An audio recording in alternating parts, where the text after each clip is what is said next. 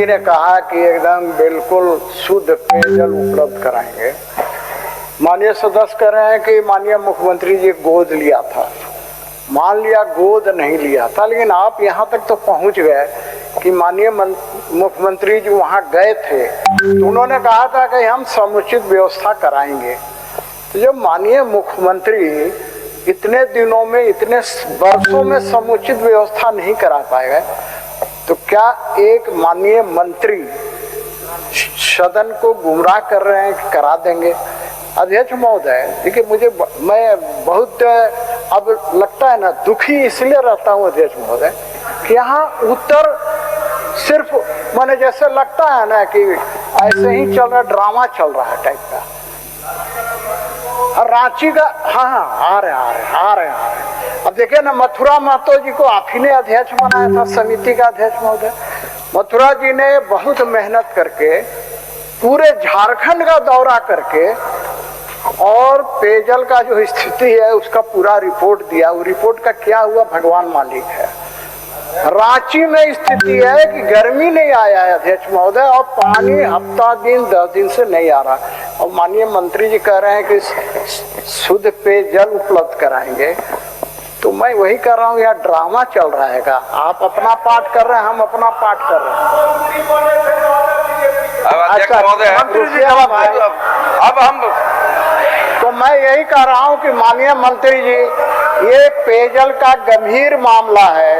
और मैं कह रहा हूं कि चाहे वहां सनराइज और रोहतास किसका एजेंसी का नाम गिना दिए, हम लोग जानते नहीं थे, क्योंकि पहले के जो माननीय मंत्री थे सुभान अल्लाह थे।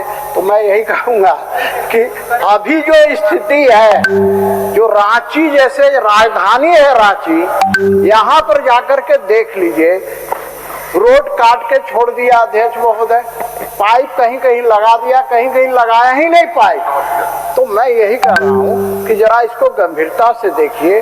सत्ता आती और जाती रहती है। मैं कल उधर था, इधर आ गया। कोई गारंटी है कि परमानेंट आप वहाँ रहिएगा? तो कुछ करके जाइए ताकि लोग कहेंगे, नाम लेंगे कि योगेंद्र जी बहुत अच्छे मंत्री हुआ करते थे। जैसे सीपी सर हैं, आप उन्हीं से सीखिए। जवाब दे देते हैं अध्यक्ष महोदय।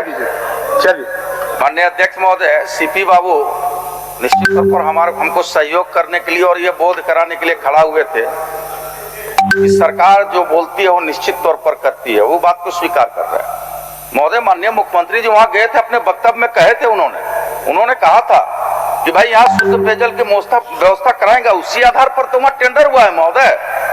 लेकिन अगर संवेदक निकल कर काम छोड़ के भाग जाए, एक विभागीय मंत्री और विभागीय पदाधिकारी या सरकार तो इतना ही कर सकती है कि उसको ब्लैकलिस्ट कर सकती है महोदय, रीटेंडर होगा महोदय। लेकिन हम तो बार बार कर रहे हैं कि हर हाल में शुद्ध पेयजल वहां लोगों को मिलेगा।